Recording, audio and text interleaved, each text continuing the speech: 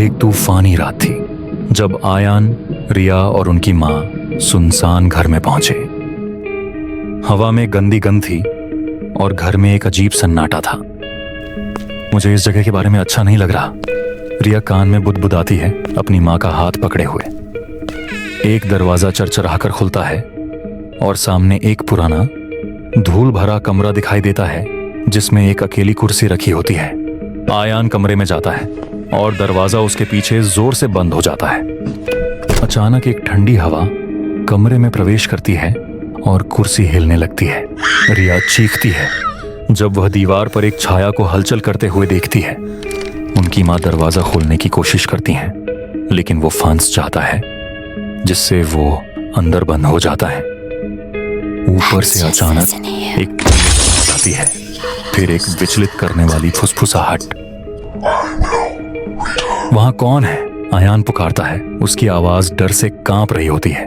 फुसफुसाहट जवाब देती है, अब जाओ या फिर तुम यहां से कभी नहीं जा पाओगे। बत्तियां झपकने लगती हैं और कमरे के कोने में एक आकृति दिखाई देती है। आकृति आगे बढ़ती है और एक फीका भूतिया चेहरा दिखाई देता है। बाहर निकल जाओ, मेरे घर से बाहर निकलो, आकृति चीखती है।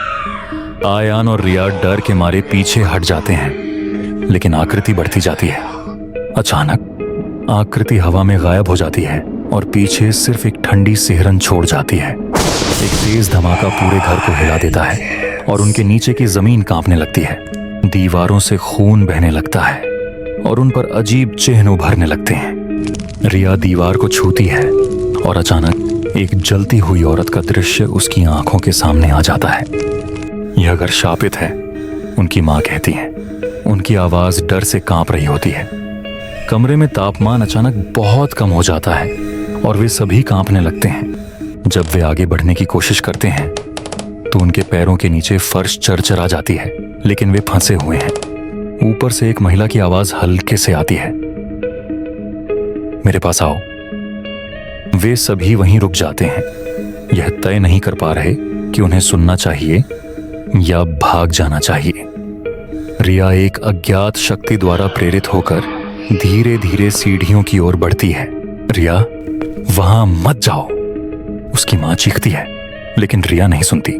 जैसे ही वह सीढ़ियां चढ़ती है, बत्तियां झपकती हैं और उसे अपना नाम फुसफुसाते हुए सुनाई देता है। सीढ़ियों के ऊपर एक अंधी आकृति दिखाई देती है जिसकी आंखें बुरी नीयत से चमक रही होती हैं। जैसे ही रिया पास पहुंचती है, आकृति मुस्कुराती है और उसकी तेज टेढ़ी दांतें दिखाई देती हैं।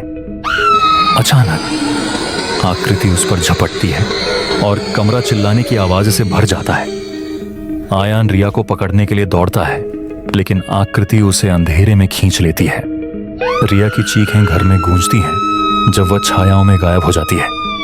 घर जोर से उठता है और एक दरवाजा इतनी तेज बंद हो जाता है कि दीवारें दरारें से भर जाती हैं। तापमान और गिर जाता है और वो अपनी सांस को हवा में जमते हुए देखते हैं।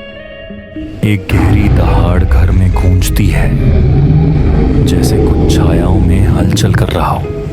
बत्तियां आखिरी बार झपकती हैं, फिर पूरी तरह से बंद हो जाती हैं, जिससे वे पूरी तरह से अंधेरे में डूब जाते हैं।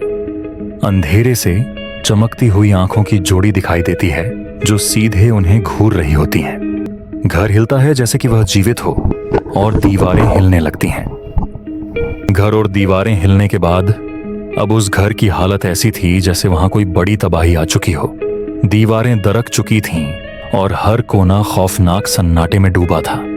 रिया की आवाज अंधेरे से आती है, मेरी मदद करो माँ, मेरी मदद करो। घर का दरवाजा अंत में जोर से खुलता है और दिन का उजाला अंदर आ जाता है, जिससे छायाएं छंट जाती हैं। लेकिन जब वे बाहर जाने के लिए मुड़ते हैं तो वे देखते हैं कि घर अब खाली है। रिया का कोई निशान नहीं है। छायाएं वापस लौट आती हैं, लेकिन अब वे और भी अंधेरी और खतरनाक हो जाती हैं। घर आखिरी बार हिलता है, फिर सब कुछ चुप हो जाता है।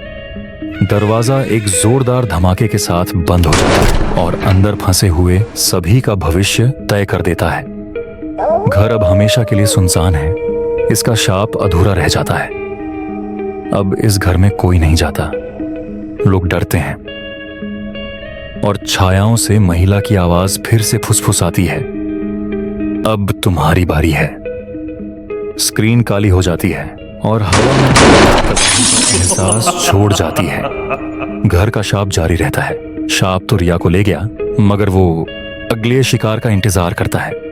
कैमरा आखिरी बार घर पर रुकता है, फिर काले स्क्रीन में बदल जाता है। वो लोग चले जाते हैं, लेकिन श्राप कभी खत्म नहीं होता।